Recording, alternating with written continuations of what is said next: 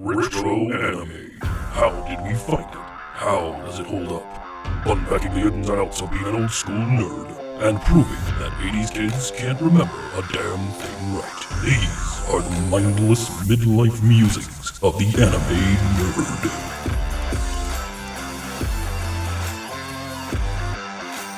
Welcome to Mindless Midlife Musings of the Anime Nerd. I'm Rick, and I'm joined by the rest of our panel, Lynette, Vic, and Brian. Hello, everyone. Hey, everyone.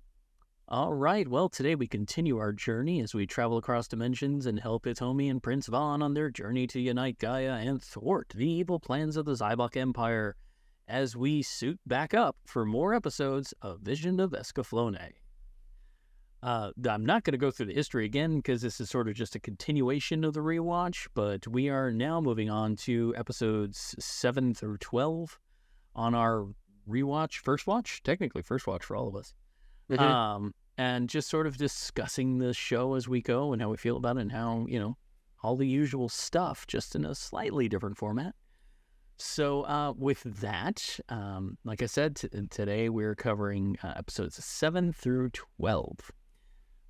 It's when we last left our hero. Vaughn was in a coliseum ready to do battle, and Alan very astutely notes that those are not warriors, those are mercs, and they're here for no good. Of course he survived. Was it difficult? Barely an Super inconvenience. easy. Barely inconvenient. Barely an inconvenience. He plows through these mercs with his rudimentary and amateur skills, and yet, they then proceed to still berate the king as though his life were in any real danger, when he can barely fight, but he was able to defeat all these mercs. But I digress. So I don't think they put a lot of respect on the whole term king. That's fair. That's fair. Hitomi goes off on him, and Alan's like trying to mitigate and mediate and be all political, but honestly, the long and short of it is like, you guys are being dicks. And then they're all chill about it. They're like, hey, Escaflowne is cool. Everybody likes Escaflowne. Here's a big throne. Let's all eat in front of the Escaflowne, and let's have a nice backhanded, highbrow, upper crust societal bullshit conversation in front of the Escaflowne, and everybody's all friends and passive aggressive and shit. It's my God. That was the most passive aggressive dinner I've seen this side of like my ex-wife. God, I somehow feel that, Brian. I feel that. I fucking hate this princess so much. I did. I didn't like it. It was a terrible dinner. I was like, Millerna starts throwing shade. Hitomi can't stand it, so she starts getting drunk. That shit was just funny. And Alan tries to be suave and push past the subject of Hitomi because everybody's asking a lot of questions, and they're not necessarily ready to reveal that she's not from there, despite all evidence pointing to the fact that she's all evidence, clothing, hairstyle, everything. She's wearing tennis shoes. You motherfuckers haven't heard of Nike. Ignore the man behind the curtain. Yeah. Just let me tell you who this person is. But the part that made the dinner even worse, that showed that it was like a high society backhand Regency novel type dinner, was when he goes, she's a commoner, don't worry about it. And everybody goes, oh, a commoner. Never mind. Yes, like how that's is dessert? I gave Alan credit for what he was trying to do, but damn, that came off. That was cold. It came off so that was bad. Really, even Hitomi was like, I'm gonna just drink some more. She was not having it. So then we find out that Millerna, who everybody loves, said no one ever, is betrothed, and she's so not happy about it. And Hitomi's immediately thrilled about it. She's like, oh, that's so great. That's just I'm so sorry for you. Oh, no. But they still never. They don't make you feel like they're supposed to be like Alan's actually up for grabs. Right, and that's the thing. Like they're very ambiguous about Alan's feelings. But that's the point. It's supposed to be a love triangle thing where it's like, Well, does he like Valerna? Does he love Hitomi? It's not really a triangle. It's yeah, this is but now it's a trapezoid. At least both the octagon. Because both women are competing against a dead taken woman. There's no you seriously lost. Yeah, you already lost. There's no you're not. It's really not. And then they also make this even more confusing because Hitomi keeps on piling for the captain from Earth. Right. Yeah. For oh god, I forgot his Amano. She's like just sweating over Amano, and we do circle back to that in the beginning of the next episode, which is just good shit. So at this point, Dylan Dow, our favorite scar-faced fucker, he's losing his fucking shit. Like he's just off the deep end, and Vulcan's like, "Daddy, chill." But his scar is now a full-on hole in his face because he picked it too much. He's just it's it. It's no coming back from it. He just goes because when he stuck his finger in, I was like, did his whole finger just go in his face? Yeah, the sound it made. Oh, wound moist. The wound moist they gave it. It's terrible. It is. At this point, Princess. I mean, she's a princess, right? Ares, because she's Malerna's older sister.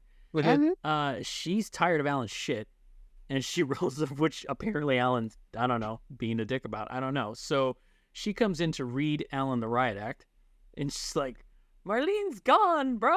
You gotta get over this shit. You can't replace her." And he's like, "I'm just trying to serve, right? I gotta go." Like you didn't hear about the fact that my whole outpost was destroyed by these motherfuckers. They're the only reason why I actually came back. I only came back because motherfuckers died. Yeah. Right. Like almost everyone. Like, what do you want from me? What do you want? Like, oh my god. He was So I was very confused for Alan, and very at the same time just like, does every woman here just like, I get Alan's Alucard and all, but come on.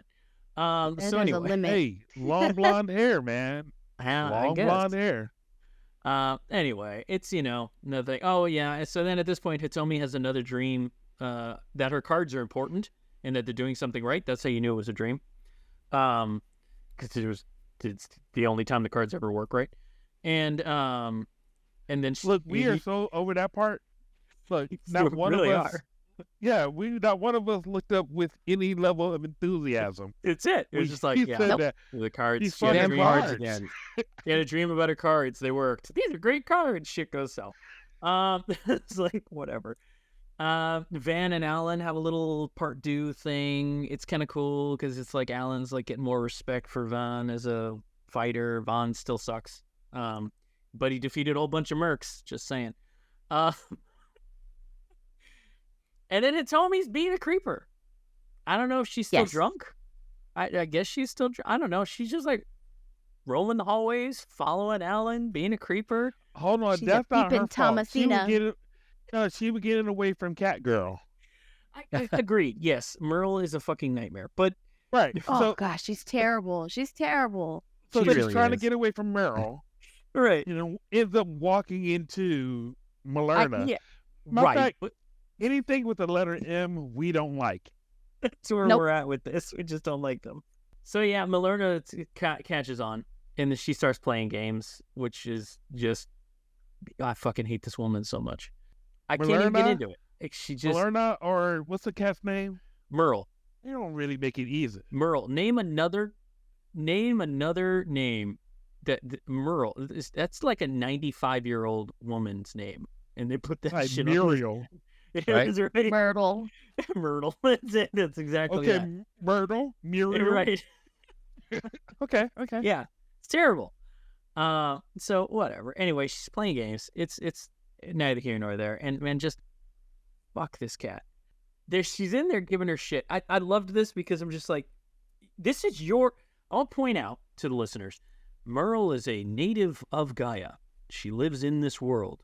The society is part of the world that she has grown up in. So she's in this room with Hitomi, and people come in through the window and they kidnap Hitomi. They capture Hitomi, and they take her out the window, down the wall, and put her in a boat. And Merle's reaction is, did they sell her off? And I'm like, honey, in what world did they do that under the cover of night down the wall? If you got sold, there's a transaction. Somebody's coming through the front door to take you. This isn't like this is just no. That's called kidnapping. It's called it's called human trafficking. And it's human trafficking. But she straight up just watched it happen. Yeah, like she watched it, and then she's like, takes a minute to go, I don't tell Vaughn, he's gonna be mad. Looks. Yeah, Typical she just cat. goes, oh, it's about time. All right, Right. that's cool. Yeah, typical cat. Fuck this cat. Fuck her so much. We love anyway. cats. We all love cats. Oh, dude, we are all love cats. They're great, but not Merle. No. So then we get this interesting little tidbit. I guess I kind of understand it, and I'm glad that I sort of glad they mentioned it. Guy molests don't do good in water, which I get it, because they're not like airtight mechs. There's, so apparently it's problematic for guy molests to be in water. Did that stop Vaughn? No, no, it did not. No, they said it difficult. Did it just no? Super easy, barely inconvenience. Indeed. He's just really good at holding his breath. What can I tell you? So he does save Hitomi. The day is saved, thanks to the power. But she's disappointed. Of course she is. And then Dylan Dole shows up to start shit again, because that's all he's going to do for this whole thing. And it's great. By the way, great animation for this fight between him and Dylan Dole, and the city under siege and fire everywhere. Fantastic animation. I would like feature quality animation. I was really impressed by it. And then, of course, Alan comes to the rescue, because that's what our boy does. Of course he would. Absolutely. He rolls in, saves the day. Escaflowne pulls an Autobot and dips. So there you are. That was the highfalutin high society episode. Highfalutin this motherfucker. Episode 8 is hang on, check my note here. The Day the Angel Flew is the name of the episode. Okay. All right. Look. So again, one of the biggest things we were talking about from the previous episode was the fact that we don't know what the hell this is supposed to be. Right. You use terminology that we're going to associate with a long history of mythologies. We have expectations. Right. And not only that, but it's a mech anime. It's Record of Lotus for us. Uh-huh. Yeah. And now we're bringing in a whole Atlantis. Hitomi, well, I mean, yeah. So Hitomi has a strange fucking dream at the top of the episode where she's in Japan chasing Amano, and then all of a sudden it's Alan, and then her and Alan are in Japan, and he's like, I left my country, I left my family, I left everything I've ever loved to be here. And he's just like, damn, bro. Fuck. And then Malerna shows up, and you're like, oh, this is, you know what I did love about it is that's exactly how fucking dreams are. Like you having a dream and shit makes no sense, and all of a sudden you're in a different location, different people showed up for no fucking reason. The whole dream takes a shift. Like she's all happy, and then all of a sudden it's all fucked. And anyway, a tarot card blows up a building or something. I don't know if Gambit was there. And then and then a silhouette of an angel flies at Hitomi. Cool. That's her dream. And then it all makes sense later, because that's the thing about Hitomi. Her dreams, they all make sense later. They're all premonitions. Vaughn and Merle and Hitomi are sitting around a campfire cooking up some s'mores, having a nice little conversation, and Vaughn is like giving her his whole fucking life story, I guess. And he's very upset about Fulkin. Fulkin is not my brother. It's like, okay, calm down, dude. Yeah. Zaibach rolls in, and they put Alan in jail after last episode, which was some bullshit. It's like, huh, okay. He actually saved everything. Right, but he should go to jail. Directly to jail. it's something that they tried to explain, and it was so, I was just so like, whatever, that I glossed it out. I didn't even write it down. So they put him in jail so that he wouldn't cause any more trouble, right? Yeah, there you go. I'm like, are you fucking, like, seriously? Anyway. Mm-hmm. So Malerna's all fed up with Daddy because she's just so very fed up with it. You know, I'm gonna be my own person. And she's like fixing to go. And then they bring in a cool, interesting, like, this is sort of a world building moment. They bring in the dragon graveyard and the Energist mines. That's what I called them anyway. It's an interesting concept. It's sort of like, and it plays counter to the ritual that Finalia has, where they have to hunt a dragon and extract Energist directly from the fucking dragon. They're mining it. They're just mining dead dragon Energist. Which, if you really think about it, takes away everything. Yeah, what Finalia was doing. Absolutely. Yeah, it's a whole ritual. It's very like industrialist versus naturalist kind of thing, and I dug that. I thought that was great. I wish they would have spent a little more time on that, but they really didn't. They were too busy getting Hitomi fucking caught. They decide they're gonna blow up the dragon graveyard, the Energist mines. You know, the thing about it, if you think about it, if they had spent some time, that would explain why Escaflowne was so superior to everybody else. I agree. I feel like that's something that they could have really leaned into, you know, and they were too busy. Alan had to break out of jail. Van had to attack the mines, yet fail because Hitomi got caught. Great job, everyone. It's like, go team. Oh, and then we got to talk about Vega, the freaking Vega, the mine foreman guy. Like, his whole thing. It's like calling him was Vega.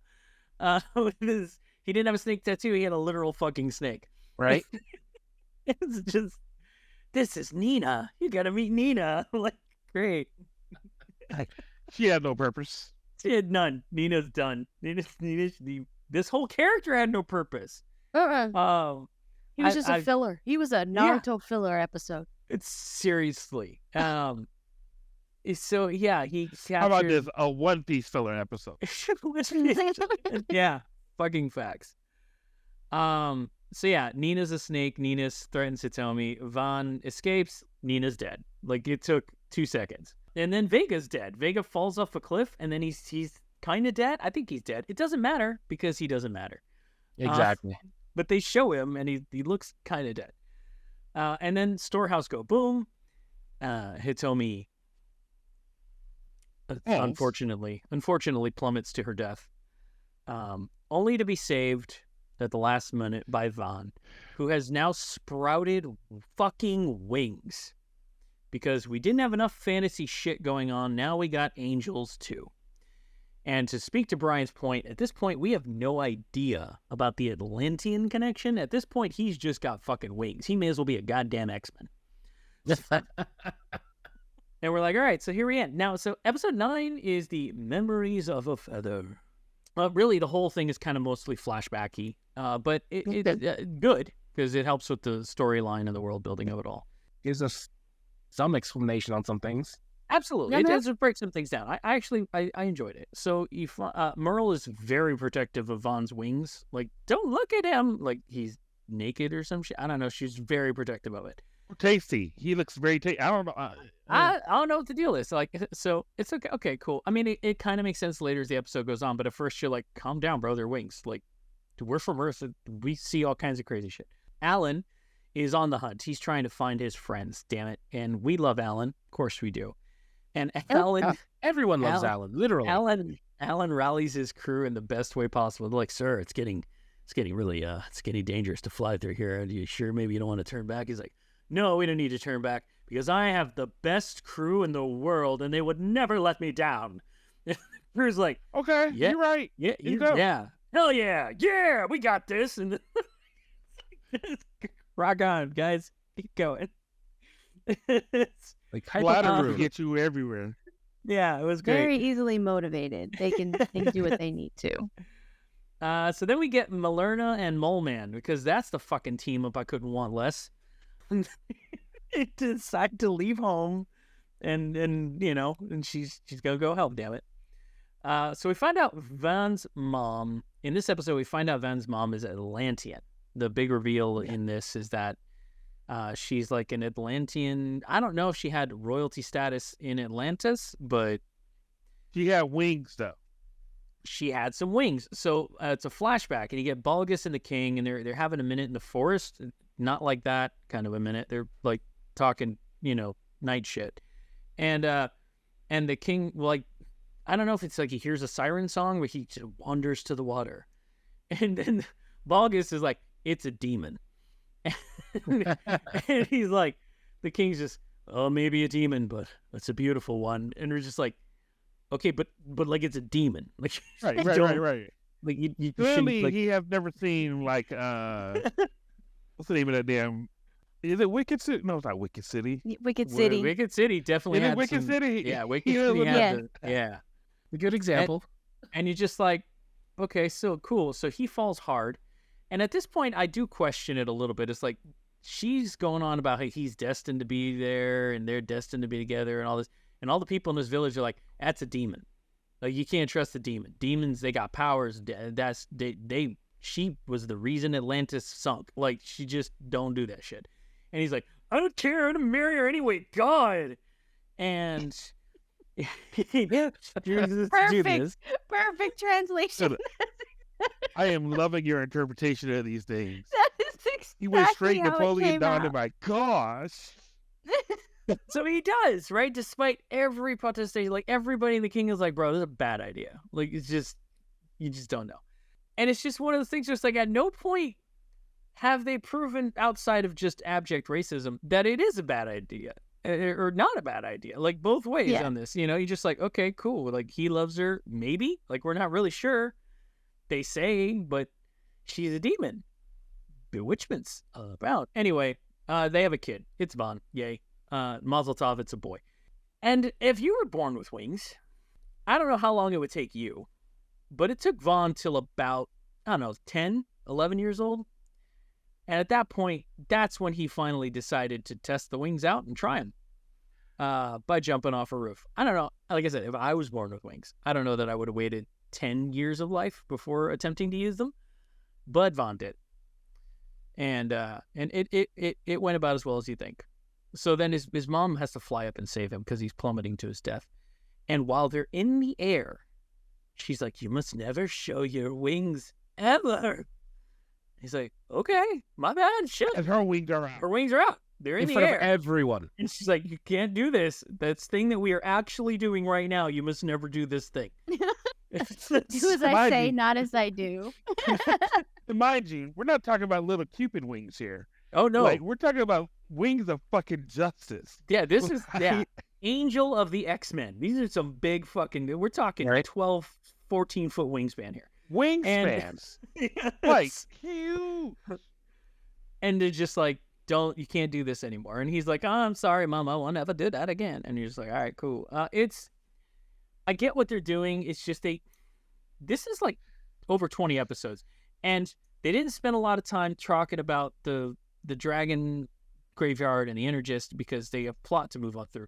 But then they finally got an episode where we're going to get some plot. And they really don't spend a lot of time talking about the nature of that relationship, the racism, xenophobic nature of the Atlantean being brought into the kingdom.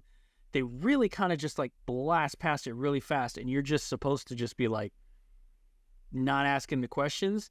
Actually, ironically, it's par for the course for this because we talked about how the last one, and they're saying this, they're stating it as a fact, and they're saying this is a fact. We're moving on. Yeah. Bring this back with you. Put it in your. It feels like you got to have like a photo, like, oh, this shit happened. Let me just write this down. Right. I don't know. There's exactly that, Brian. It kind of feels like it's like this will probably be important later, but it couldn't have been important now, kind of thing. So you're just left to kind of roll with it and keep going, and it's fine. I don't know. So they're having this moment. They're on their adventure. Hitomi and Merle and Vaughn, and then the Dragon Slayers show up with Dylan Dow, and they attack. They spring an attack in the woods, And now, for no reason that I can determine, Hitomi can suddenly see the attackers and track them all, which was new for me. But okay, that's where we were. And it's kind of like the longer she's in Gaea, the more telepathic she's becoming. It's sort of like, seems like her power is growing the more she's there. But they don't really... It's like surprise convenient. Yeah. It's like, granted, it's an important plot point, but it came across very suddenly. I think they tried to hint it with the jewel, with her going, don't you think this jewel kind of looks like your jewel? Yeah. And that's all they left it at. Because then they go, huh? And then they fight in the forest. It's just like, jewel, I can see everything. That jewel proves to be just it's a Deus Ex jewel. Mm-hmm. So anyway, she can see the attacker. She's telling Vaughn where to defend, and it all works out great. They notice that the girl keeps pointing at us. That's weird. And then they lose. To say they lose is sort of they take the fight out into the open. They didn't win. They take the fight out into the open. And who shows up? Our boy Alan shows up. Alan shows up because Hitomi prays, and then her Deus Ex gem glows, and then Alan shows up, saves the day, and it's great. Everything's going great until Hitomi's gonna die, and then Alan takes a hit, takes it right in the chest just for her. Good old Alan. There's a central theme in this whole thing about when people get hurt and people almost die. What do you suppose it is? And kingdoms get set on fire. I think there's one person. Something about it. Right in the nexus of this whole thing. That freaking Merle. Freaking Merle. Frickin' Merle. To me, I would be like, a theory. Let's plop this chick with her weird gem in the middle of a forest and see what happens. Yeah, it's... I don't know, guys. It's fascinating. That's all I can say. It's sheer coincidence. Alan takes a hit, protecting Hitomi. They get on the ship to get out of there, and I kind of chuckled a little because they get on the ship and they're like, "Oh man, they're having this problem. Bring out your medic." And they all kind of stop and they're like, we don't have one. And they're like, "What the fuck are you talking about, man? This is a ship. Like, you don't have like a surgeon on your ship?" Like, no, we don't. We don't have one of those. Like, why would we? Oh, fuck it. Why would we have a ship medic? Like, that's just crazy. And then, of course... Or maybe they had a medic, but he died back at the outpost. I just figured Dolph Lundgren and his, if he dies, he died. Right. So... That's their mentality. All of a sudden, Milerna's there, because of course she is, with Mole Man in tow. And you know what? It's fine. She's conveniently there, but not only that, she also apparently has a fucking medical degree. So Milerna's going to save the day. And Mole Man, preemptively knowing that she was going to save the day, brought an entire medical kit with him in this bag of hers, and he has it on hand. It's just, we're rolling with it, guys. It's annoyingly convenient. This is everything they can do to bring this fucking bitch into the main cast. They're like, we're going to keep her around. So she needs to have some value to the team. So she's the healer now. Right. It's the exact opposite of what happened with Steve Urkel. I don't know if you understand this, but for Family Matters, Steve Urkel was just supposed to be one character, one and done. Fair. But what wound up happening was he made such an impact. They said, we got to bring this motherfucker back and keep him going the entire time. But they planned this shit out, so... Yeah. This is absolutely not... They said, we're gonna shove this bitch down your throat. She's gonna be in this. So anyway, that's the episode. The episode hangs right there. Alan's been hit, just suddenly Milerna's a fucking surgeon, and okay. And Vaughn has wings. Yeah, and Vaughn has wings. So it was a lot happened in this episode, truly. It's just, they could have, I don't know, they probably could have spread that out over a couple episodes. This is fine. We're moving on. So episode 10 is the Blue-Eyed Prince. Brian, your exacerbation is I'm with you. All right, so because how we're bringing the episode opens with I know the episode opens with surgery because Malerna's apparently got full scrubs and they didn't have a surgeon, but in that bag there was full surgical kit, scrubs for her and her assistant. It's just like everything they needed. Apparently, they watched the TV show ER, so they knew. They knew what they had to pack. She saves Alan's life. Yay, Malerna. Let me ask you a question. Sure. Everything that we have seen now, right? Yeah, right. Like for instance, if you watch like Record of Lotus Wars, absolutely, right, you would easily think that this is something done like technology-wise. It would be like Lord of the Rings, like Scrubs, for instance, right? Yeah. Scrubs is, when I think of Scrubs, I would think it is clearly something from Earth. So somehow Earth came through. Again, they had a CD as well. So there is clearly some cross-pollination. Yeah, sure. Of it. Information over appears, yeah. So the question is this. Do you think they are more advanced than us or less advanced? It's a good question. Both. Actually. It is both, right? Because they have fucking mechs. It's very steampunk. It's high technology, low power source. Like it's all powered by just like a gem.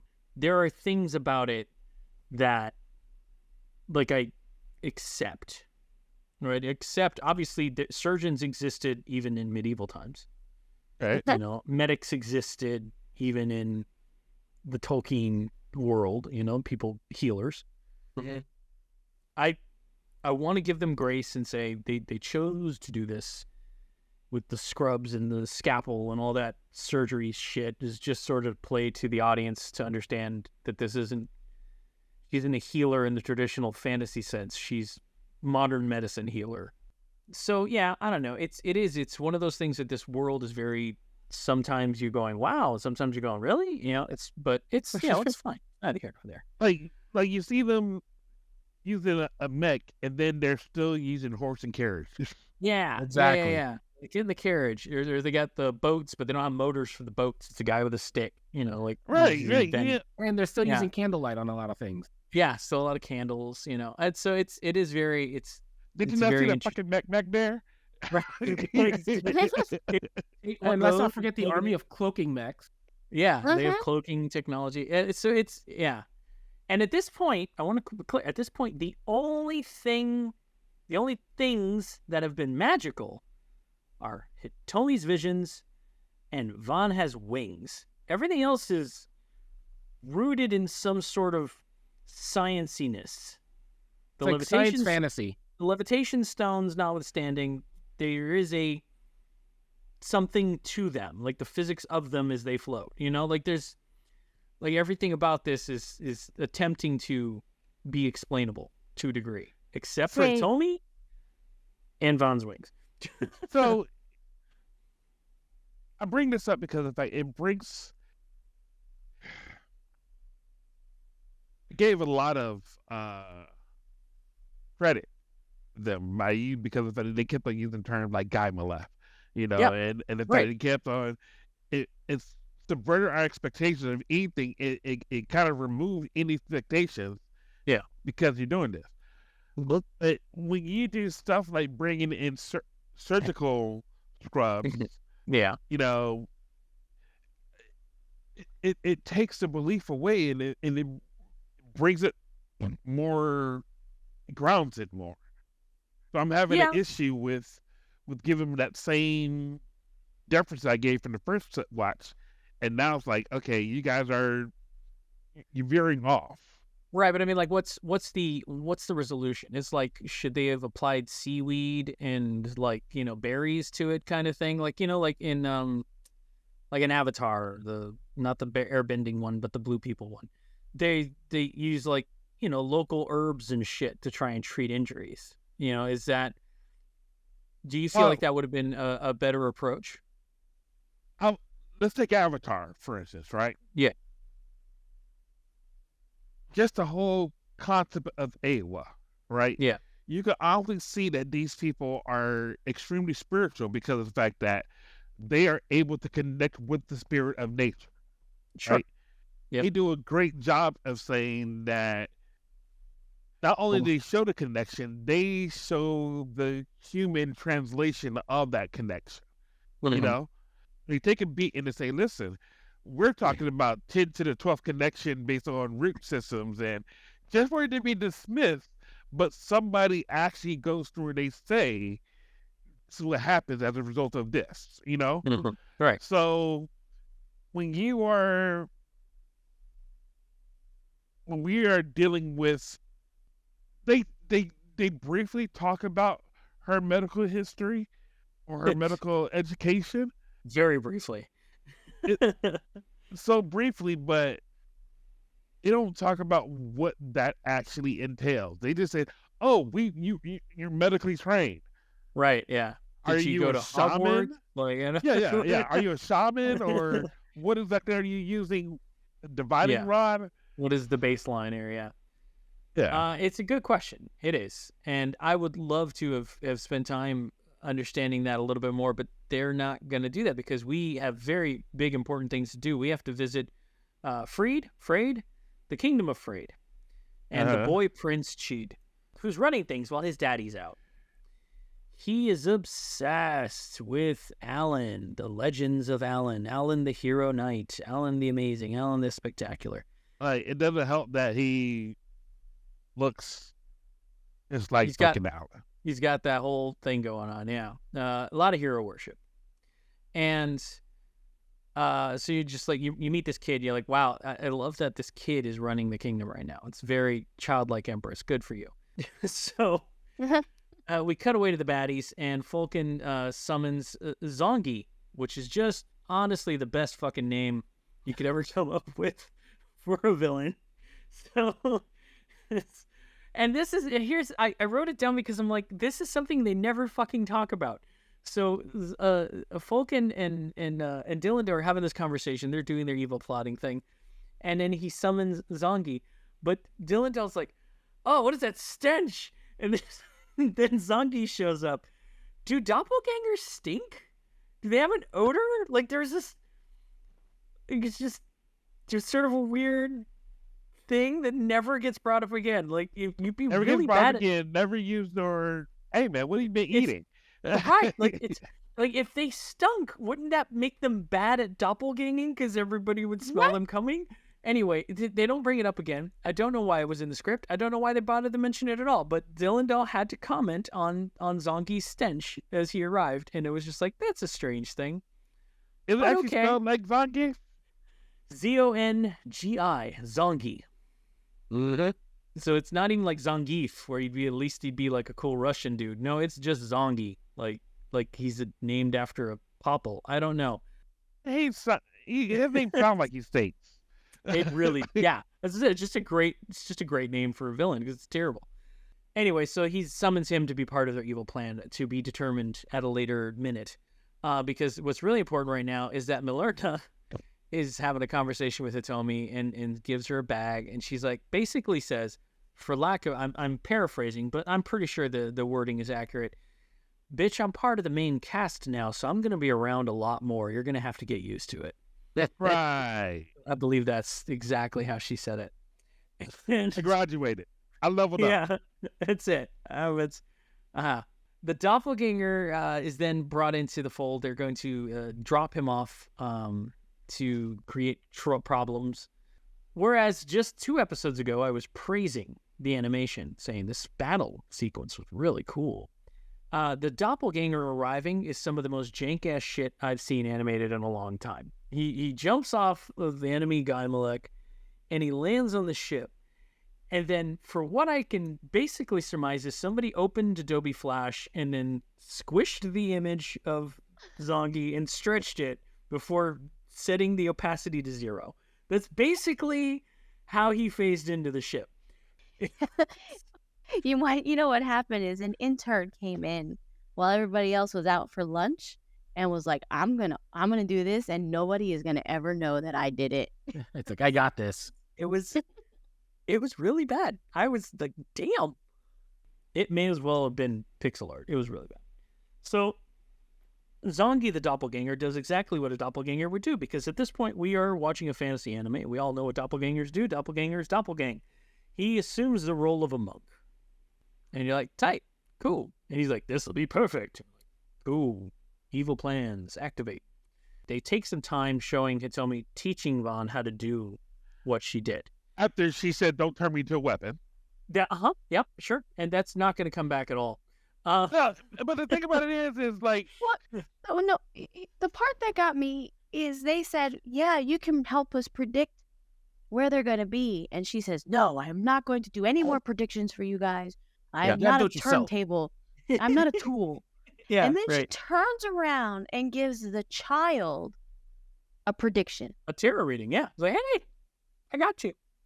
I am not a tool, but today I will be a tool. It is cool because, you're a child. Oh, Hitomi kind of is a tool. Yeah. Not a lot of standing on business around these parts right now. Not a lot of conviction. I don't know what's going on with her. The monk, Zangi, tricks everyone into believing Alan's a bad guy. Because he's just like, I heard that he's a bad guy. And everybody's like, all right, cool, he's a bad guy. And then the Dragon Slayer, Miguel, he escapes. And he finds this dilapidated Guy Malef, hops in, and then engages with Escaflowne. The two of them have a battle. Zangi, he loses because, of course, he does. Because Vaughn's able to see him now. Because Vaughn's able to see him now. Vaughn taps into his super latent, his inner Hitomi, and he can now see him. So anyway, he singles him out. He defeats him in combat. It's a cool thing. It's nice to see the hero learning some skills. I really do appreciate that, because I still don't generally like Vaughn, but that's okay. Anyway, Zangi is around, and Zangi kills Miguel. Because he's Zangi. And if your name is Zangi, you're going to do evil shit. So killing somebody on your side, that's what you're going to do. That's a very Zangi thing to do. That's what he did. And everyone's in jail. And scene. That's the episode. Is really... Is that episode 11? That's episode 10. No. We're going into 11 now. Yeah. 11 is here where Zangi has taken the role of Plok 2, the monk inquisitor who will interrogate everyone. And he's going to interrogate Hitomi because what really he wants to know is how she can see things, and how she can predict the future and all that stuff. And it's a power that he wants. And they're all like in the mental space, and she figures out that he's Zangi and that he's a doppelganger. Yeah, because now she's Professor X. Thank you. Yes, there you go. Exactly. She goes, that's it. So she's got full access to this dude's memories all of a sudden. But while she does it, she fucking dies. After giving him a premonition of how he's going to die. How he's going to die. So then she dies.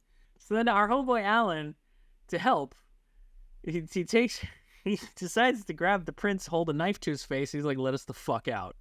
And I'm like, that's going to win you some points. That's going to be great. I see that ending well for you. This isn't going to go bad at all. So they do. They, of course, let them out. And then Vaughn helps with the CPR to bring Hitomi back. And she's brought back, and now we're here to the point that pisses me the fuck off. Oh, do please take this. Yes, go for tell us. Are you with me now? Let's go. Tell me to bring us into the fold. The ball is in your court. Fucking Muriel has been a holy terror her this entire time. Time. Just for when she comes back to life, she comes up there and starts licking her. Right. Affectionately. Like we're best friends. You fuck it. Hypocrite. So the plot gets a little muddy here, but basically she lets Vaughn and Hitomi go so they can look for Zangi. Zangi's on his way to a temple to meet up with Dillendahl, and he tells him everything. He's like, Hitomi has the shine. She can see. And they're like, all right, cool. And then Dillendahl does exactly what we expect, and he kills Zangi because Dillendahl's a prick. And then, of course, he attacks Vaughn and Hitomi when they arrive because, of course. Why was Hitomi there in the first place? Why? It's a good question. It's a good question, Lynette. It's a great question. Just came back from the dead. She should be. I am sure that a woman who should be hospitalized with that the surgeon with the doctorate should have been able to tell her, you should be on bed rest. We just had to crack your ribs to save your life. You should be on bed rest. No. I mean, they did nothing for the fight except for tell Vaughn to remember to focus. Believe in himself. And believe in yourself. She made me so mad. She caused the dragon to fall to face plant while it was fighting and then flip over. Mm-hmm. I was like, what? Great. She's so useful. I was like, you guys are breaking Escaflowne for this chick. Sorry. No. Throw her out the window, catch her later, and then, and the thing is they explicitly said that this doppelganger is sending information about her powers to the bad guy to make her a target. And what does she do? I'm gonna make my happy ass a real target. So let me go to the bad guy. Mm-hmm. If I was Van, I'd be like, you know what? Take her. Just take her. And here's the thing: like, you would think that our brilliant strategist Alan, who has proven himself to be intelligent in combat situations prior, would have been the first one to go, maybe we don't bring the target. Hey, but wait, you know what? He's probably tired of her shit too. He's probably no. In this instance, Alan's having an all Maury Povich moment, so he may not be thinking correctly. That's fair. I think Alan is probably tired of her stuff too. He's probably like, you know what? Y'all need to back off. Just I don't want to ruin this for your listeners here, but they are able to escape and head back to Freed. So we were really worried for them, and then they were of course absolved of all charges because it's all good. That's how that goes. On their word, which wasn't worth shit at the beginning of the episode. It's worth a lot now. Yeah. All right, so the next episode is episode 12. I haven't been doing this for all the other episodes, but we're talking. I just want to bring everybody back into perspective. This is 1996 when this is airing. We've watched a shit ton of anime since 1996, so it's important for us to remember that when this came out, this was, like a lot of this kind of shit, especially this episode. Like Brian was bringing up the Maury shit. Maury was on TV in 1996.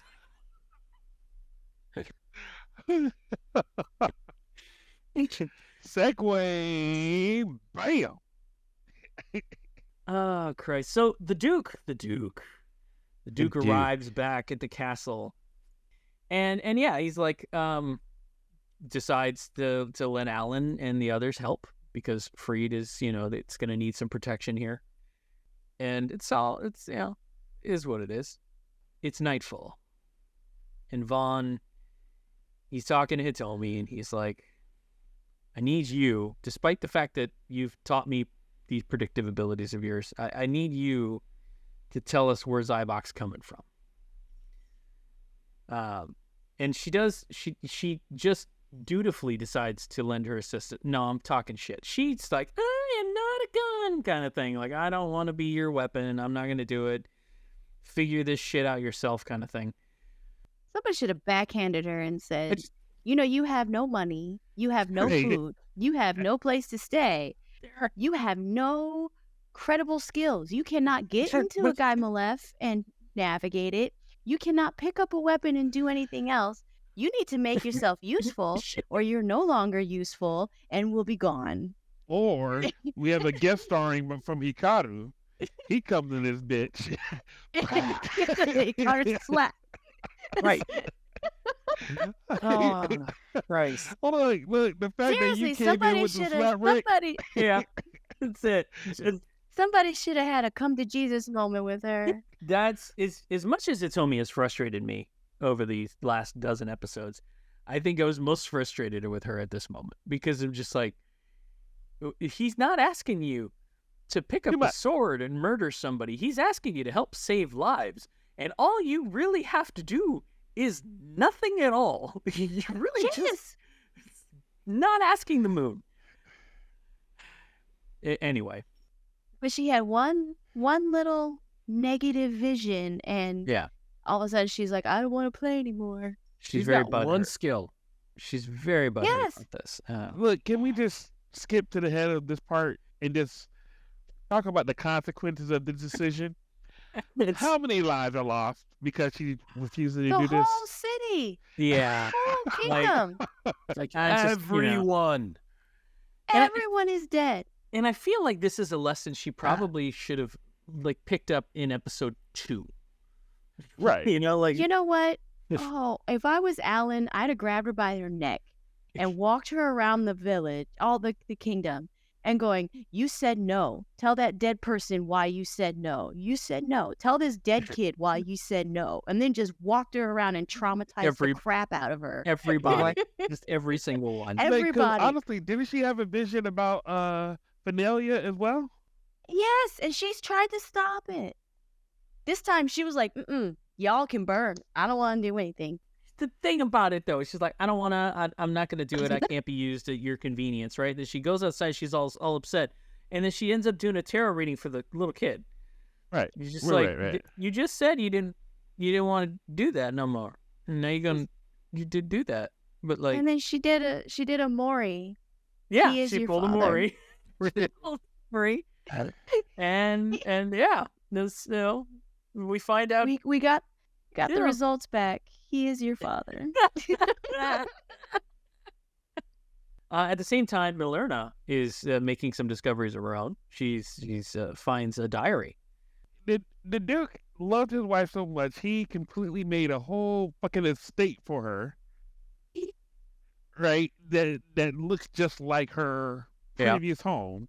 Yep. And Duke, she used it and she used it to hide her deep, dark secrets in a fucking diary Yeah. that only her sister was able to figure out. Yeah. Or maybe the Duke was also found it because apparently the Duke knew about it as well. That is the question. I was like, did he know from that, or did he know just because he knew? Because he looked at Sheed and he's like, yeah, right. Right. Yes. I think that is the correct Because answer. blonde is not a dominant hair color. So Neither basically, is we blue were eyes. Blue eyes are not a dominant hair color. now we're in Game of Thrones. He's a Baratheon, and they're Lannisters. The Baratheons have very strong genes. And this boy is standing out. That's He's what I'm like, standing yeah. out. Like I don't. every citizen of Freyed is tan, has dark hair and dark eyes. And there's this blonde-headed, blue-eyed sky baby coming out. You know that's not true. Baby. But here's my thing. What kind of magic spell ability does Marlena have to snare not only the Duke, but also Alan? Both of them, all at the same time. Fair. No, tell me, This is fair. no. Right? It's Malerna's sister. Yeah, Marlene. Yes. Yeah. Marlene. Yeah, there it is. Marlene. Marlene. She's- yeah, Marlene had Marlene. some Not sort of Malern. special powered vajayjay that hooked not only the Duke, but Alan. Because the Duke's had her name in his mouth when he was Yeah. dying. That's it. That was his last breath. It wasn't his son. He was like, fuck that boy. Ain't my kid. Because both Alan and the Duke don't care about the boy. No, They just care about Marlene. that's it. I mean, the kid's a dick. So. He's not Joffrey or anything, but he's, he did He's some not things. Joffrey. If anything, he's more Bran. And that's, again, it's so important to remember. This came out in 1996. Game of Thrones was not a thing. At all. It was still in book form. It wasn't even in a movie. Was it even written yet? It wasn't even written yet. I don't know. Yeah, we're running a little long, but there's a lot here that I don't know that it served any real purpose to plot. And look, understand that as it stands right now, they are 0-3. Oh, yeah. No, I'm sorry, Yeah. 0-4. They're 0-4. Okay. Yeah. Oh, you have Finalia's gone. Yep. Finale went down. The Outpost Outpost is went gone. down. Right. And then they had to leave. Now Freyed is gone.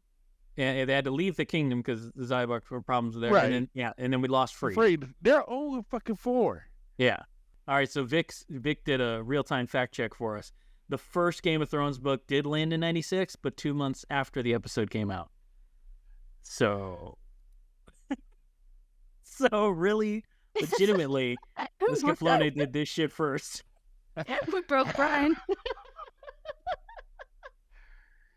That's the second time he did this fucking episode. We broke Second him. time. Episode 12. All right, the stakes continually raising for this anime. Freed forces be able to defend the capital. Is it all going to work? How's this going to work out? Since we're not doing this the traditional way. We're trying a new format. We're also going to try this. Final thoughts, how we feel about this, where we are. But as of episode 12, where are we standing with Escaflowne and the characters? Let's start with Vic, just because I'm going in the order of my screens on this call. Vic, how do you feel about it? Story-wise, character-wise, where are we moving? How's it going? I am now at a love-hate relationship with it. I still enjoy certain aspects, but other aspects are like, why? It's the easily convenient story plot. Some things are just way too convenient. Yeah. And others is like, okay, that's pretty cool. And it's like, it's just back and forth consistently. And I get it. They had a long drawn out story and they are doing it in 24 episodes total? Yeah. So, no, they're doing it in 26 episodes. So, they have a lot to cover, but they're glossing over. I don't want to even say the minor things because some things are kind of important and they're still getting just glossed over. So, yeah. I'm still curious as to where it's going to go. I'm with you. Brian, you're up next, buddy. What's where are we at with it with you, man? How you feeling about it at this point? I'm actually with Vic. It has so much promise, right? And if they had just stuck with what they were trying to do, it would have been great. But the problem is it's setting us up for more shit's going to be added. And we're not going to... We haven't even talked about the fact that Falcon has a metallic arm. Yeah, that's right. He's a cyborg somehow. Right. So, yeah. Bro, I don't know what's keeping me. I'm invested, but they're not doing a great return on my investment. Understood. As far. Okay. So, I know it's about to get even wackier. Yeah. And I don't know how it's going to affect my position about how I'm going to react to that. That's fair. Lynette, now we've put 12 episodes of this behind us. How are you feeling about it at this point? I feel like they've done a lot of hinting and foreshadowing, but they put so much of that in there that they haven't answered any of them, right? So they're like, ooh, this could be coming down the road, and then they don't answer the question. Ooh, this could be coming. What does that have to do with it? Like, you knew Van's brother had wings, but you didn't know that he was born with them because you saw them in an episode for like 2 seconds. And then you're like, huh? Does Van have wings? What's going on? You see more of the Emperor, and he says it's been a while since I've seen Earth and stuff like that. And you're like, is he from Earth? What's going on with that? And then they drop other things, and then you're hoping for character growth, and then you're hoping for all this stuff. And so far, none of it has happened. Right? Van is still a crappy swordsman. Hitomi has actually gone backwards in her growth. You brought in this other character who's supposed to be smart and an adult, but basically acted like a toddler by putting her hands on her hips and stomping her feet, telling people, you need to treat me like an adult while throwing a temper tantrum. Kind of goes a little weird. So I'm kind of stuck in this moment where I'm like, you gave me a lot of things that I want answers to, and so far you haven't answered them. And what I would have to say is that's probably the main thing that's keeping me going, is I want answers. And if at the end they don't give me any answers, I may have to find something of theirs to burn, because that's not cool. I'm with you guys. When I think about the series, when the series started, for me, I saw the list of names attached to this project, and I thought of their pedigree, and I thought, oh man, we are in for it. It's Kawamori's brainchild, Shoji Kawamori of Super Dimension Fortress Macross, and when I think of the first 12 episodes of that series versus the first 12 episodes of this series, and what a more cohesive, structured narrative was established in the first 12 episodes of that series versus this one.